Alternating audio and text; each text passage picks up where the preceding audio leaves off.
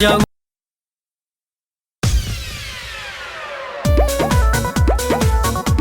ये रजबू सबर कर।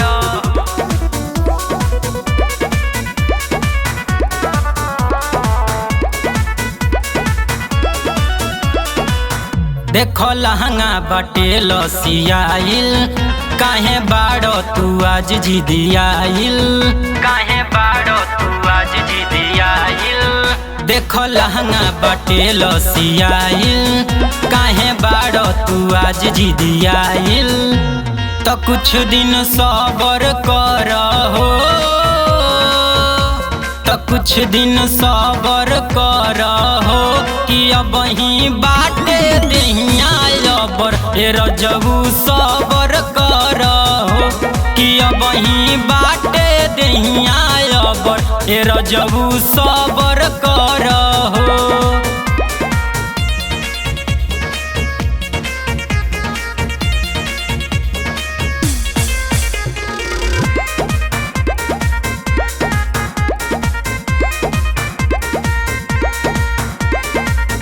कर तू पहिले सैया दूध के उठावाना, देहिया मोटाई फूली हमरो फूलावना, हमरो फूलावना।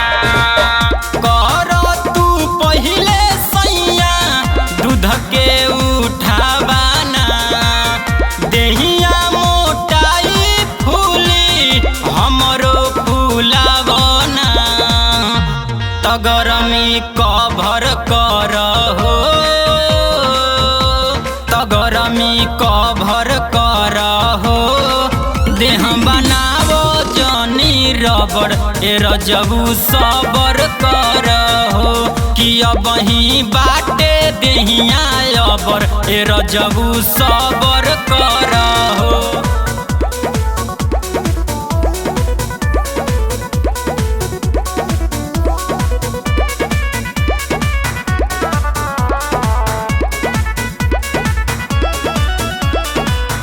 देही पयौरी तनिका चढ़े द माटी, खाए लायक हो खब तही लादी हो खाटी, लादी हो खाटी। देही पयौरी तनिका चढ़े द माटी, खाए लायक हो खब ही लाली हो खाटी। तनी बर्दाश्त तू कल हो, तनी बर्दाश्त तू कल हो कि अब ही बाटे देहिया अबर। ए रजबू सबर कर हो कि अब ही बाटे देहिया अबर। ए रजबू सबर कर हो।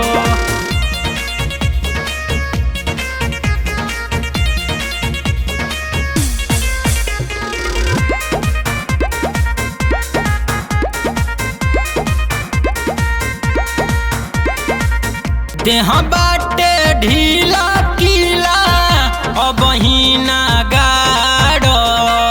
सैया महेश जी गरमी अपने से झार, अपने से झार। देह बाटे ढीला कीला अब ही ना गाड़ो। सैया खुशियाल जी गरमी अपने से झार। तो गरमी कभर कर हो, तो गरमी कभर कर हो कि तबले खोजिल दोसर मेहर। ए रजबू सबर कर हो कि अब ही बाटे देहिया अबर। ए रजबू सबर कर हो।